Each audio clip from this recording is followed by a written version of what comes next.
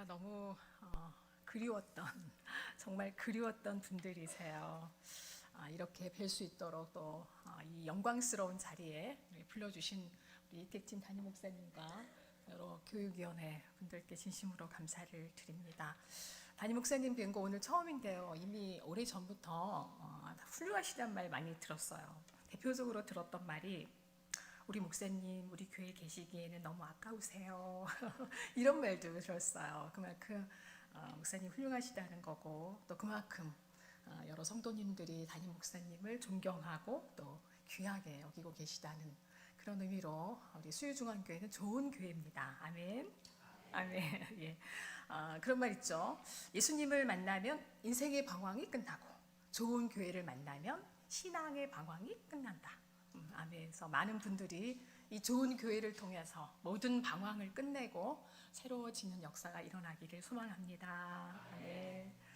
저는 교회를 개척해서 목회한 지 작년 12월로 13년을 맞았어요. 그러니까 우리 14년째 오래됐죠. 40대에 여러분하고 헤어져서 15년 만에 제가 환갑을 넘었습니다. 오늘 저는 교사원 신예배에 불러주셨기 때문에 본문의 말씀을 중심으로 저의 13년 목회에 대한 이야기들을 조금 이렇게 같이 나눔으로써 선생님들께 위로와 응원을 드리고 싶습니다. 자, 오늘의 이야기는 베드로의 이야기인데요. 너무나 잘 아는 거예요. 오늘은 예수님께서 베드로에게 제자들에게 내가 오늘 밤 이제 잡힌다. 고난을 당하게 될 것이다. 너희가 오늘 밤에 다 나를 버리리라. 이런 말씀을 하시니까 항상 베드로는 제 1번이잖아요. 주님 그러실 수 없습니다. 그리고 하나님, 예수님 모든 제자들이 다 버려도 저는 절대 주님을 버리지 않겠습니다. 이렇게 호언장담을 했어요. 진실한 고백이었다고 생각해요. 정말로 주님을 위해서라면 어디든지 갈 수 있고 무엇이든지 할 수 있다고 그렇게 생각했을 것 같아요. 그런데 다 아시다시피 베드로는 보란 듯이 실패하고 말지 않습니까? 주님을 모른다고 저주하며 맹세하며 그것도 몇 번이나? 3번이나. 예. 네. 이제 그렇게 3번 부인하고 나니까 닭이 울어요. 닭이 우니까 정신이 그때서야 번쩍 드는 거예요. 그리고 예수님이 하셨던 말씀이 생각이 났어요. 베드로야, 네가 닭 울기 전에 나를 3번 부인할 거야. 그 말씀이 생각이 나니까 마태복음에 의하면 베드로가 밖에 나가서 심히 통곡을 했다. 이렇게 얘기하고 있어요. 자, 통곡을 하면서 얼마나 후회를 했겠어요. 얼마나 가슴을 쳤겠어요. 내가 왜 그랬을까? 내가 미쳤지. 내가 제정신이 아니었던 거야. 막 이러면서 밀려드는 후회와 자책감에 견딜 수가 없었고, 그리고 아무리 몸부림을 쳐도 지금 자기가 예수님 부인한 건 돌이킬 수가 없는 그런 상황이잖아요. 저는 이 베드로의 이야기를 할 때마다 생각나는 사건이 있어요. 일이 있어요. 교회를 개척한 다음에 7월의 일이었어요. 주일 예배를 인도하기 위해서 이렇게 이제 강단에 섰는데 몇 명 안 됐으니까 낯선 얼굴이 보이는 거예요. 이렇게 멀지도 않죠. 교회가 조그마니까. 나이는 좀 어린 그 남자 청년이었어요. 근데 어쨌든 예배가 다 끝나고 나서 이 형제가 일어나질 않고 그 자리에 가만히 있어요. 그래서 제가 다가가서 어떻게 해서 이 예배 자리에 오게 됐습니까? 라고 질문을 했더니 잘 모르겠대요. 밤새도록 친구들이랑 술을 마시고 그리고 이제 택시를 탔대요. 집에 가려고 택시를 탔고 그 택시 운전수에게 이제 어디 주소를 일러줬겠죠. 어디 간다고. 그래서 이제 집 앞이어서 내렸대요. 내려서 자기는 집인 줄 알았는데 정신을 차리고 보니까 예배 드리는 곳이더라는 거죠. 제가 왜 이렇게 여기에 앉아 있는지 모르겠다라고 얘기를 했어요. 그러면서 닭똥 같은 눈물을 그 남자 청년이라 그래서요. 뚝뚝뚝 흘리면서 자기 얘기를 하는 거예요.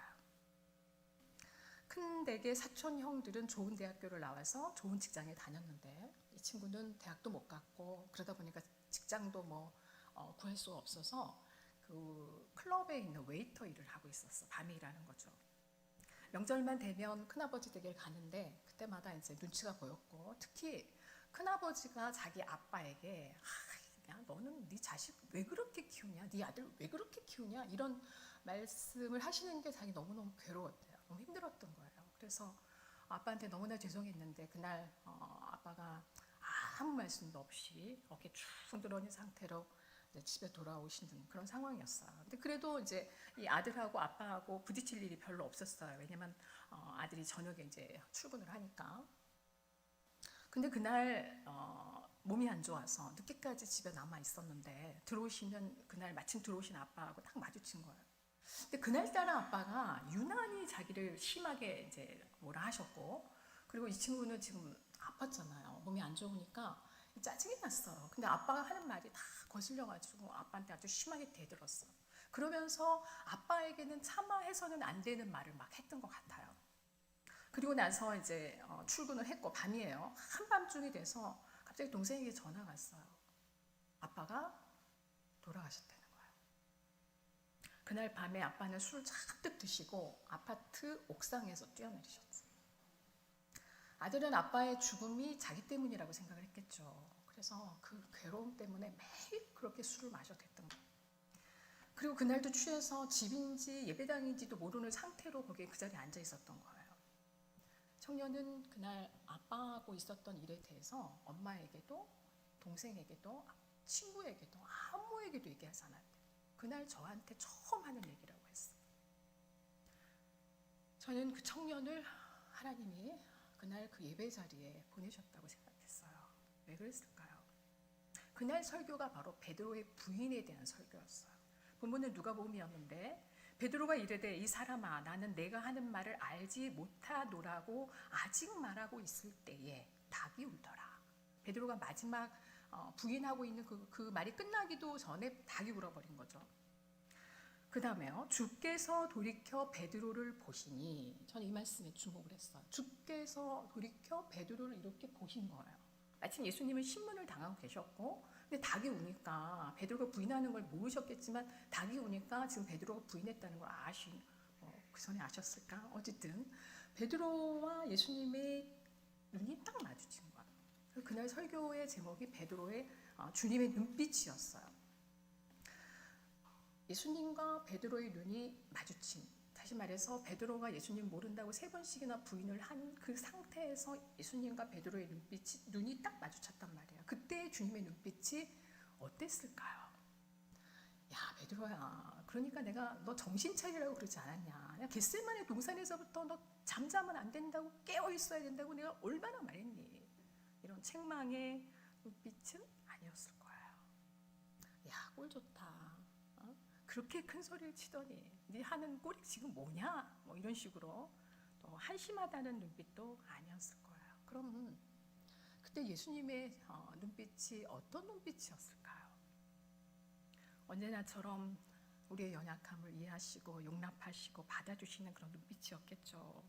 우리가 얼마나 연약한 존재인지, 또 얼마나 잘 넘어지는 존재인지, 얼마나 형편없는 모습을 가지고 있는지 다 아시고 이해하시는 그런 눈빛 말입니다. 베드로야, 너 너무 자책하지 마.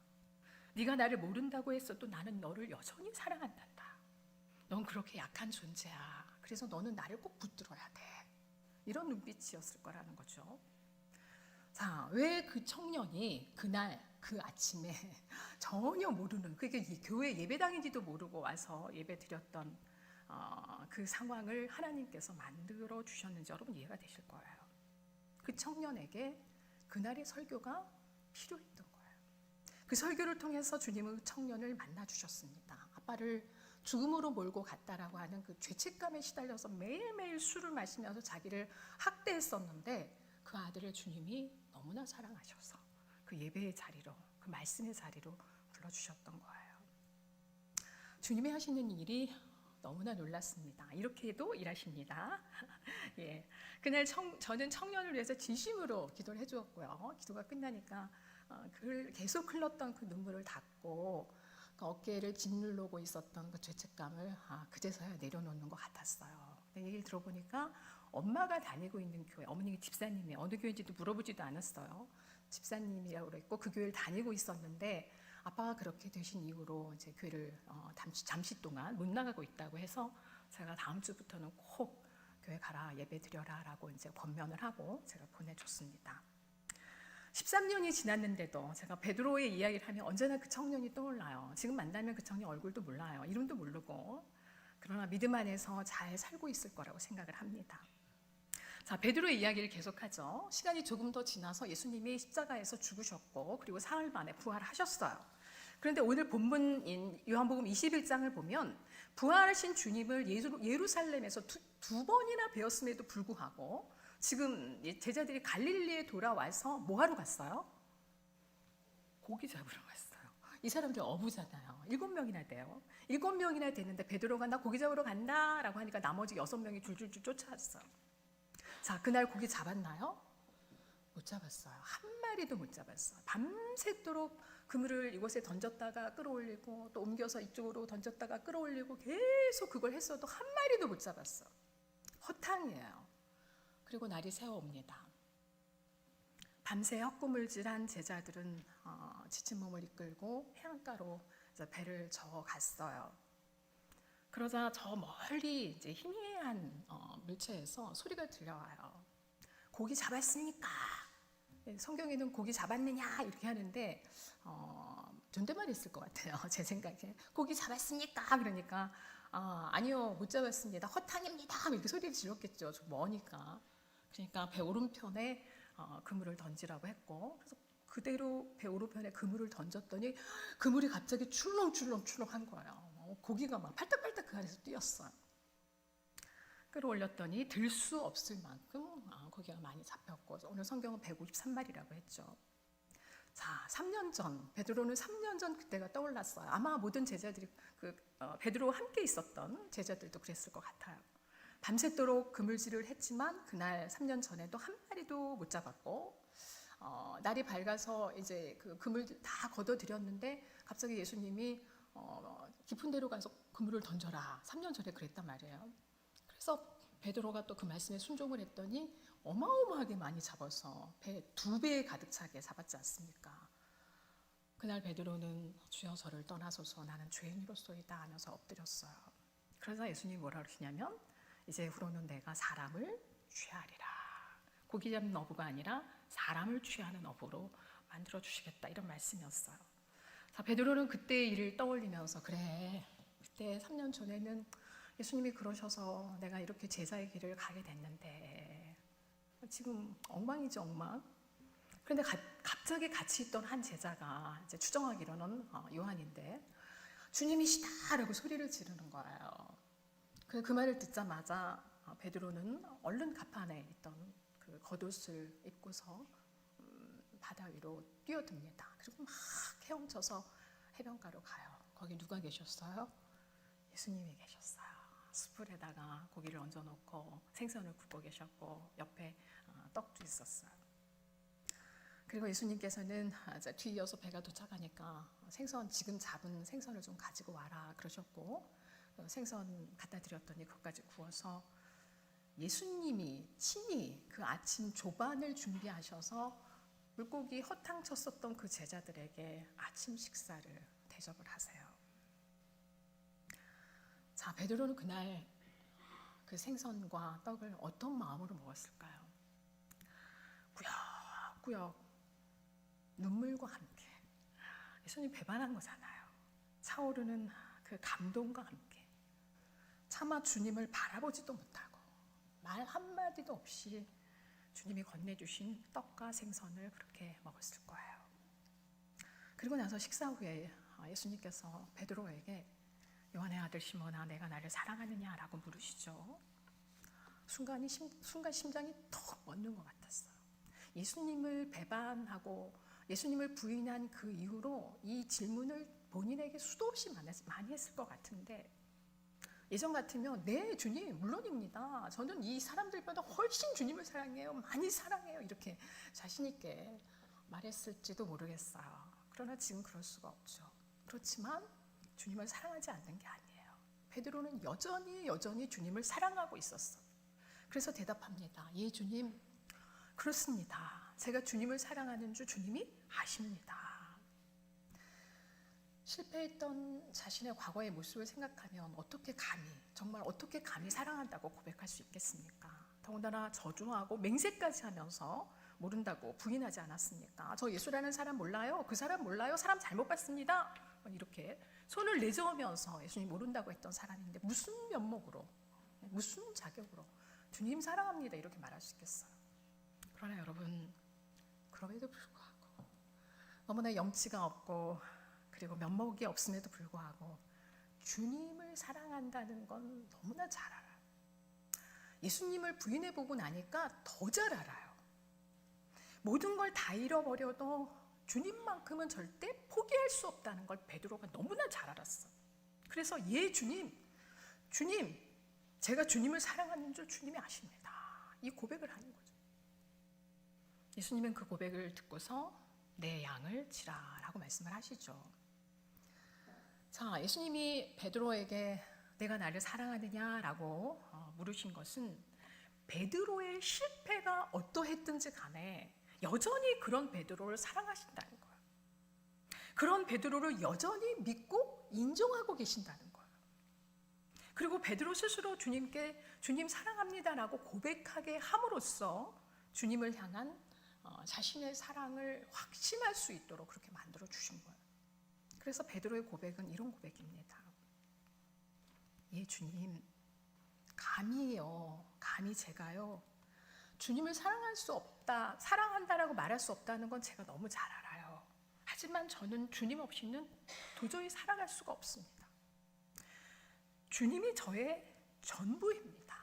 저의 모든 것입니다. 그걸 주님이 아시지 않습니까? 이런 고백이에요. 예수님이 이렇게 다시 베드로를 찾아와 주시지 않았다면 베드로는 어떤 사람이 되었을까요? 다시 예전처럼 그냥 고기잡이했겠죠. 지금처럼. 그리고 그 고기잡이 하는 동안 내내 자기가 예수님을 부인했다는 그 사실 때문에 후회와 자책으로 몸부림을 쳤을 거예요. 그런 면에서 예수님이 이렇게 베드로를 다시 찾아와 주셨다라고 하는 거, 그건 얼마나 감사한지 몰라요. 전 이런 주님이 너무 좋습니다. 오늘 설교 제목을 코이의 법칙이라고 그랬는데요. 들어보신 분도 있고 처음 듣는 분도 계실 것 같아요. 코이는 물고기예요. 비단잉어의 일종이라는데 코이가 일본 말이래요. 이 물고기가 너무나 신기한 게 이 작은 어항에서 키우면 그만큼만 자라고 좀 더 큰 수족관이나 연못에서 키우면 좀 더 크고 이것을 아예 이제 큰 강물에다 놓으면 1m도 넘게 큰대요. 그러니까 그 자란 환경이 어떠냐에 따라서 피라미도 되고 대어도 될 수 있다라고 하는 그런 의미로 코이의 법칙이라고 하는데 예전에 제가 참 좋아하는 드라마 낭만 닥터 김사부라고 하는 드라마가 있었어요. 거기서 이제 어린 의사들이 한석규 씨가 이제 연기를 했죠. 그 김사부에게 많은 지도를 받으면서 이렇게 변화되고 성장해가는 그런 드라마인데 거기서 극 중에 이성경 씨가 맡은 그분이 이제 이런 말을 했어. 코이 법칙을 얘기하면서 김사부가 그랬다. 사람은 믿어주는 만큼 잘하고 아껴주는 만큼 여물고 인정하는 만큼 성장하는 법이야. 그러니까 김사부에게서 자기가 그렇게 컸다 이런 의미인 거예요. 예, 김사부식으로 말하자면 예수님은 당신을 배신했던 제자 베드로를 끝까지 믿어주셨어요. 다시 예전의 모습으로 돌아가서 고기 잡으러 간 이 베드로를 찾아와 주셨어요. 그리고 주님의 소중한 양을 맡기실 만큼 베드로를 끝까지 인정해 주셨어요. 그래서 베드로는 그렇게 믿어주시고 아껴주시고 그리고 인정해 주신 그 예수님의 사랑 때문에 다시 수제자로 우뚝 설 수 있었고요. 그리고 또 초대교회의 기둥으로 설 수 있지 않았겠습니까? 그런 의미에서 코이의 법칙이라는 겁니다.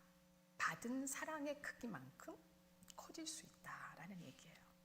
자, 훗날 베드로가 주님께 받은 그 큰 사랑으로 자기처럼 실패했던 한 사람을 일으켜 세워줘요. 그 사람은 마가입니다. 마가복음을 기록한 마가. 초대교회 문서를 보면은 베드로의 이제 마가가 통역관이었다고 하고요. 베드로는 마가를 내 아들이다라고 해서 영적인 아들이었다는 거예요. 그 정도로 이 마가에게 베드로가 지대한 영향을 끼쳤다 이렇게 말할 수 있는데요. 마가가 어떤 실패를 했는지 잘 아시죠?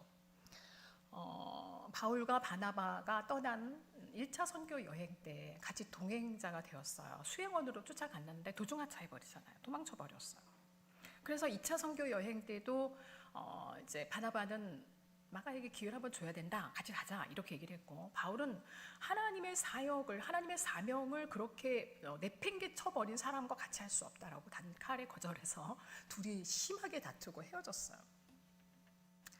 자, 그렇게 이제 바울에게 인정을 받지 못했던 마가가 나중에 바울이 쓴 골로새서나 빌레몬서에 의하면 마가를 언급한 내용이 나오고, 그리고 마지막에 쓴 디모데 후서에 보면 디모데야 네가 올 때 마가를 데리고 와라 나에게 유익하니라 이런 말을 해요. 그러니까 어느새 어떻게 이 마가가 변했는지는 모르겠지만 분명히 마가가 바울에게 유익한 사람이 될 정도로 굉장히 성장을 한 거예요. 그리고 가장 중요한 건 우리에게 마가복음을 남겨주었다라고 하는 거 굉장한 거죠. 이런 마가가 되기까지 여러 사람들이 영향을 줬겠죠. 일단 바나바도 있고, 그 어머니가 뭐예요? 마리아잖아요, 마리아. 그 마가의 다락방 마리아 어머니. 예, 그 어머니도 있고. 근데 저는 베드로를 주목했어요. 베드로는 예수님을 모른다고 3번씩이나 부인했던 가슴 아픈 기억을 가진 사람입니다. 실패한 자로 자신을 자책하며 살 수밖에 없는 이런 사람이, 그런 베드로가 실패했던 마가를 자기의 제자로, 또 그리고 자기의 영적인 아들로 받아주면서, 야 마가야 너 실패했다고 너 기죽지 마. 너 내 얘기 한번 들어볼래? 난 어땠는지 알아? 이러면서 마가를 이렇게 세워주지 않았겠냐 이런 얘기예요. 베드로는 도저히 용서받을 수 없었던 자신을 믿어주시고, 그리고 아껴주시고 인정해주셨던 주님을 생각하면서 그 마가를 품었을 거예요. 끝까지 사랑해주신 주님의 그 사랑을 마가에게 전해줬을 거예요. 그렇게 베드로는 마가의 실패의 아픔을 고쳐내지 않았겠습니까? 그래서 결국 마가는 베드로에게도 바울에게도 아주 유익한 사람이 되었고, 우리가 너무 사랑하는 마가복음을 전하는 그런 사람이 되지 않았겠습니까? 전승에 의하면 베드로의 기억을 바탕으로 마가복음을 썼다라고 전해지고 있어요. 자, 한 자매님이 동생을 따라서 교회를 왔어요. 엄마와 같이. 그러니까 이제 새 가족이 온 거예요. 근데 제가 이 가족을 보니까 왠지 이렇게 그늘이 있었어요. 더군다나 제 마음에 자꾸 그 자매가 신경이 쓰이는 거예요. 그래서 밖에서 밥을 먹고 차를 마시면서 이제 그 자매와 이야기를 하다 보니까 마음에 이제 어두운 그늘이 왜 있었는지를 알게 됐어요. 그 자매에게 말 못할 상처가 있더라고요. 엄마는 자녀들에게 굉장히 헌신적인 분이셨어요. 근데 이 가족이 아들 둘인데, 엄마 다녀오겠습니다, 엄마 다녀올게요 이런 인사 하나 없이 출근했다가 돌아와서도 엄마 다녀왔습니다 말 한마디 없이 자기 방으로 쏙 들어가서 마치 하숙생처럼 지내는 가정이었어요. 저는 자매와 성경 공부를 시작했습니다. 말씀을 접하면서 이 자매가 변하기 시작하는데, 이제 출근하는 딸이 엄마에게 엄마 다녀올게 이렇게 인사하고 간다는 거예요. 그래서 어머니께서 저에게 너무 고맙다고, 우리 딸이 정말 변했다고, 우리 딸을 내가 새로 찾은 것 같다고 이렇게 감사의 인사까지 받았어요. 성경 공부가 거의 끝나갈 무렵에 제가 이제 생활 숙제를 내줬는데, 어떤 숙제였냐면 엄마에게 가서 엄마 사랑해요, 엄마 고마워요, 이거 2마디만 하라고 그랬어요. 어려운 일이에요? 어렵지 않죠? 엄마 사랑해, 엄마 고마워 이런 얘기 얼마든지 하잖아요. 그 자매 못하는 거예요. 숙제니까 해야 되는데 여기까지 올라왔다가 도저히 못하고 몇 주를 걸쳐서도 끝까지 못했어요. 수료 간증하는 날입니다. 이게 저처럼 앞에 나와서 주님을 만난 이제 양육에 대한 변화에 대해서 주님을 만난 기쁨과 그 양육에 대한 변화에 대해서 간증을 했는데요. 주님을 만난 후에 가장 큰 변화는 자기 자신을 사랑하게 됐고, 그리고 자기에 갇혀서 도저히 가족을 돌아보지 않았는데 가족이 보이기 시작했대요. 그 자매의 고백입니다. 그동안 내 방에 갇혀 가정 누구도 돌아볼 수 없었던 제가 저희 방문 빗장을 열어 젖혔습니다. 그러면서 가족과의 사이도 좋아지게 되고 엄마에게 좀 더 살갑게 대하게 되었습니다. 전에는 툴툴거리고 말도 안 하고 짜증만 냈었는데 이제는 말도 많이 하고 먼저 묻기도 하고 농담도 하면서 점점 바뀌어가는 제 모습에 너무나 신기하고 놀라웠습니다.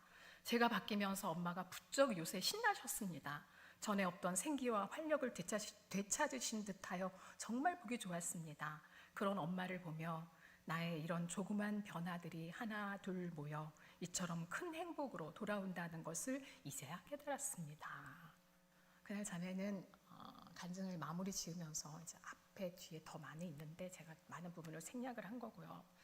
엄마에게 내내 하고 싶었던 이야기를 그 간증에서 글로써 표현을 했어요. 엄마에게 한 번도 말하지 못했는데 이 자리를 빌어 진심으로 사랑한다고, 저를 낳아주시고 이렇게 잘 키워주시고 엄마의 딸로 살아갈 수 있도록 돌봐주셔서 감사하다고 말씀드리고 싶습니다. 그 말을 하는데 거기까지가 굉장히 길었어요. 오늘하고 말을 못하는 거. 그 자매도 울고 그 간증을 듣고 있는 엄마와 동생, 남동생도 울고 저도 울고 온 교회가 막 울음바다가 되었어요. 여러분, 한 사람이 변화되니까 그 가정이 변해요. 얼마나 아름답습니까? 이런 일들이 지난 13년 동안 참 많았는데요. 그들이 지금 교회에 거의 남아있지 않습니다. 그래서 어떤 때는 나 13년 동안 뭐 했지? 이런 생각도 들고, 그들이 다 남아서 훌륭하게 이제 잘 성장해서 일꾼이 되었다면 얼마나 좋았을까? 이런 생각할 때도 있는데요. 그렇게 되질 않았어요. 지금 제가 왜 이 말씀을 드리는지 아세요? 교사 선생님들의 헌신의 결과가 얼마든지 그럴 수도 있다는 거예요. 헌신의 힘을 다해서 마음을 주고 사랑을 주고 가르쳤는데 눈에 보이는 결과 없을 때 힘 빠지지 않습니까? 저는 6학년 때 아주 심하게 아팠어요. 한 병원에서 의사 선생님이 엄마에게 이 아이 먹고 싶은 거 다 사주세요. 하고 싶은 거 다 하게 해주세요. 그러더라고요. 그 말을 듣고 나 죽는구나 이렇게 생각을 했어요. 그런데 그해 6월 천막 부흥에서 제가 주님을 만났어요. 설교가 끝나고 오랜 시간이 이어지고 있었는데 제가 천식이었거든요. 숨이 이렇게 목까지 차오르고 이 숨쉬기가 힘드니까 그에 따라서 막 땀이 뻘뻘 나는 그런 상황이었어. 근데 마음속으로 제가 이런 기도를 하고 있었어요. 하나님, 저를 살려주세요. 저를 살려주시면 주의 종이 되겠습니다. 그렇게 기도를 하고 있는데 저희 엄마는 어디 가셨는지 모르겠어요. 기억이 없어요. 한 여자분이 제 곁에 오시더니 이렇게 의자 앉은 것도 아니고 바닥이었잖아 옛날에. 저를 이렇게 한 팔로 끌어안으시는 거예요. 안으시면서 저를 위해서 기도해 주세요. 제가 이렇게 눈 뜨고 봤더니 누군지 모르겠어요. 저는 속으로 기도를 하고 있었고 그분은 이제 들리게 기도를 하니까 그분의 기도가 들려왔습니다. 하나님, 이 아이를 살려주세요. 이 아이를 살려주시고 저를 데려가세요. 제가 그 기도를 똑똑히 들었어요. 하지만 13살이니까 너무 어렸고 또 지금 막 땀 펄펄 흘리고 숨차고 막 이런 상태니까 고통 속에 있으니까 그 기도의 크기가 얼마나 큰지를 미처 헤아리지를 못했어요. 나중에 알고 봤더니 엄마가 이제 얼마 나가기 시작한 그 교회 권사님이셨더라고요. 그런데요, 제가 한 번도 정말 부끄러운 얘기인데 한 번도 그분에게 가서 감사의 인사를 드려본 적이 없어요. 감사의 인사를 드려야 한다는 생각도 못했어요. 비밀처럼 간직해야 할 일이라서 그랬는지 또는 너무 어려서 뭘 몰라서 그랬는지는 모르겠어요. 너무나 오랫동안 저희 어머니에게까지도 아무에게도 이 말을 하지 않았어요. 제가 한참 성장한 후에 간증을 하게 되었을 때 이 말을 하기 시작했어요. 하지만 분명하게 말씀드리는 것은 지금까지 그분을 잊은 적이 없어요. 그런데도 그 권사님에게 가서 고맙다는 말을 한마디도 못했다는 거예요. 안 했다는 거예요. 안 했나 못했나. 교사 여러분, 내가 천국에 갔을 때 주님의 나를 반갑게 맞아주시면서 고생 많았다. 그 힘든 아이 돌봐주느라고 애를 썼다. 네가 얼마나 한 영혼에게 마음을 다했는지 내가 다 안다. 이런 말씀 해주시면 얼마나 좋겠어. 눈에 보이는 결과가 없어도 감사에 대한 피드백이 없어도 그걸로 족하지 않겠습니까? 그것 때문에 교사하는 거예요. 그것 때문에 사역하는 거예요. 아마도 그 권사님 똑같은 칭찬을 훨씬 더 큰 칭찬을 큰 마음을 주님이 이렇게 말씀으로 해주시지 않았을까 그런 생각 들어요. 그리고요, 그 권사님은 당신이 그렇게 기도해 준 그 어린 아이가 이렇게 목사가 돼서 목회를 할 거라고는 모르셨을 것 같아요. 그렇죠? 작은 목회지만 저의 그 병약했던 그때의 저처럼 어렵고 힘들고 힘겹게 살아가는 사람을 저는 섬기려고 애를 쓰고 있습니다. 베드로가 마가를 손잡아 주어서 일으켜 주었던 것처럼 그 권사님의 넘치는 기도 때문에 저도 그런 삶을 살고 있습니다. 우리 수유중앙교회는 서강교회와 함께 제가 정확하게 20년을 사역했던 교회예요. 결혼하고 아이를 낳아 키우면서 함께 살았던 교회죠. 제가 사임을 할 때 저희 아이가 중학교 1학년이에요. 저희 딸은 자기 얘기하는 거 되게 싫어해요. 근데 지금 왔어요. 근데 어쩔 수 없이 해야 되겠어요. 중학교 1학년 12월이었어요. 제가 12월 마지막 주에 사임을 했으니까. 저야 뭐 사역자니까, 교육자니까 떠나라고 하나님이 하시면 뭐 떠나는 거 뭐 어떡하겠어요. 그죠? 괜찮아요. 근데 저희 아이는 그렇지가 않아요. 아까도 말씀드렸지만 여기서 나고 여기서 자랐어요. 교회에 대한 사랑이 얼마나 컸는지 엄마가 떠나고도 2년 6개월 동안 이곳에 남아 있었어요. 자기 신앙의 전부였을 것 같아, 이 교회가. 또 그만큼 우리 선생님들과 또 선배님들이 이 아이를 많이 사랑해 줬을 거라고 생각합니다. 사춘기였던 제 아이를 그때 돌봐주신 선생님들께 이 자리를 빌어서 또 감사 인사를 드립니다. 정말 고맙습니다. 자, 그런데요, 아무리 그래도 엄마 아빠가 개척을 하면 그때는 와야 되잖아요. 그죠? 안 오는 거예요. 못 오는 거예요. 그래서 1년 6개월 동안 무반주로 반주자 없이 예배를 드렸어요. 제 아이가 교회를 사랑했던 그 마음으로 여러분도 이 교회를 사랑하실 거라는 걸 지금 말씀드리는 거예요. 수유중앙교회가 그런 교회잖아요. 제가 그거 알아요. 여러분이 얼마나 이 교회를 사랑하시는지 다른 사람은 몰라도 저는 분명히 알아요. 네, 갈비는 교회를 모든 신자들의 어머니라고 했습니다. 제가 굳이 교회 사랑을 강조하지 않아도 여러분은 어머니 같은 이 교회를 엄청나게 사랑하고 계실 거예요. 분명히 잘 안다고 그랬어요. 근데 그 사랑에 한 가지를 더 여러분에게 권면드리고 싶습니다. 우리 모두는 주님으로부터 넘치는 사랑을 받았고요. 또 누군가의 헌신과 섬김을 받고서 지금 이 자리에 있어요. 여러분, 이 신앙을 지키기까지 얼마나 많은 사람들이 기여했는지 다 아시죠? 그죠? 하나님으로부터 받은 사랑은 말할 것도 없고. 그런 의미에서 우리 모두는 사랑의 빚을 진 사람이에요. 그럼 그 사랑의 빚을 갚아야 되는데 어떻게 갚아야 돼요? 다른 누군가에게 사랑의 빚을 남겨야 합니다. 교회를 사랑하는 여러분의 그 사랑이 누구를 향해 있습니까? 주님이 안타깝게 바라보시는 한 영혼을 향해 여러분 그 사랑이 있습니까? 내가 좋아하는 사람들과만 같이 지내고 나를 이해해주고 이해받을 수 있는 그런 사람들하고만 가까이 하고, 교회는 건물이 아니라 사람이니까 그게 교회 사랑으로만 국한된다면 여러분, 오늘 저의 이 권면을 잘 들으셔야 합니다. 우리가 아까 찬양을 불렀는데요. 아버지의 마음이 머무는 곳, 아버지의 눈물이 고인 곳, 아버지께서 바라보시는 한 영혼.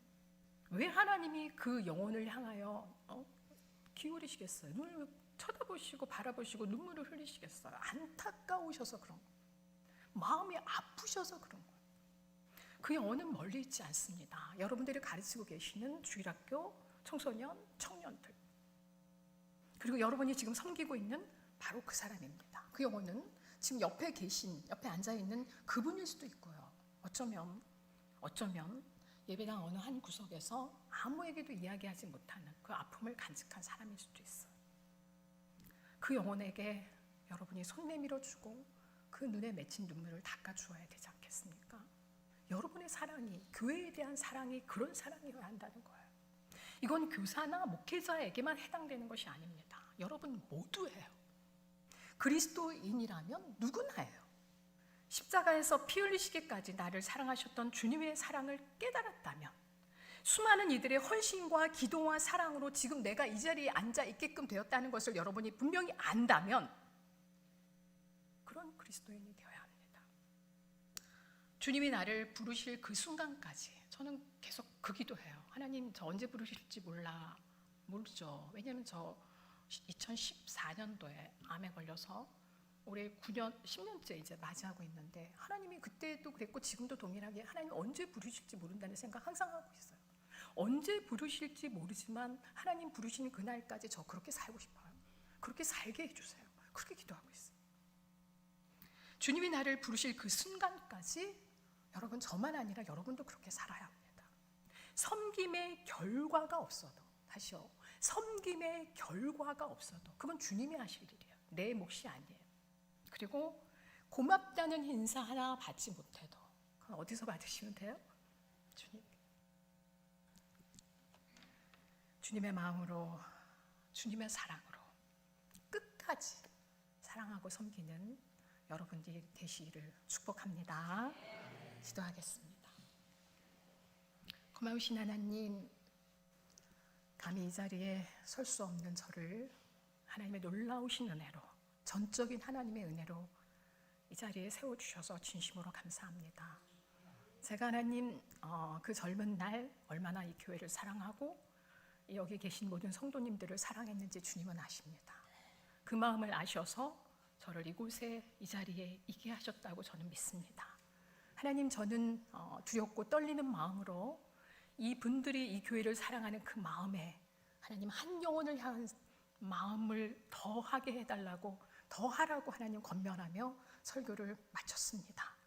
주님이 이들을 사랑하셨기에, 그리고 수많은 이들이 기도하며 섬겼기에 하나님 아버지, 그 사랑의 빚진 자로서 그런 삶을 살아갈 수 있도록 하나님 다짐하고 결심하는 복된 시간이 되게 하여 주옵소서. 무엇보다도 교사로 헌신하는 분들에게 하나님 특별한 사명을 주시옵소서.